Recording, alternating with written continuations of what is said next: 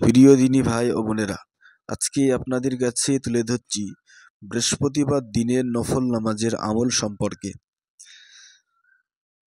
অর্থাৎ এই নামাজ কত রাকাত, কিভাবে পড়তে হবে এবং কোন কোন সূরা দিয়ে পড়তে হবে, এই নামাজের ফজিলাত কি, পুরো বিষয়টি জানার জন্য ভিডিওটি শেষ পর্যন্ত ধীরস্থিরভাবে খুব মনোযোগ সহকারে দেখতে থাকুন।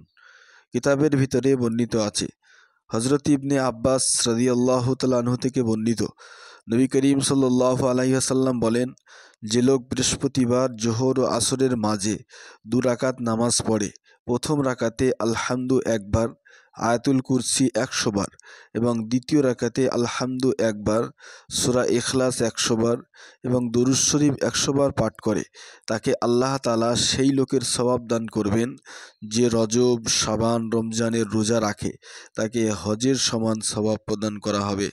আল্লাহ তাআলা তার জন্য মুমিন ও তাওয়াক্কুলকারীদের সংখ্যা পরিমাণে সওয়াব লিখবেন। খোদা হাফেজ।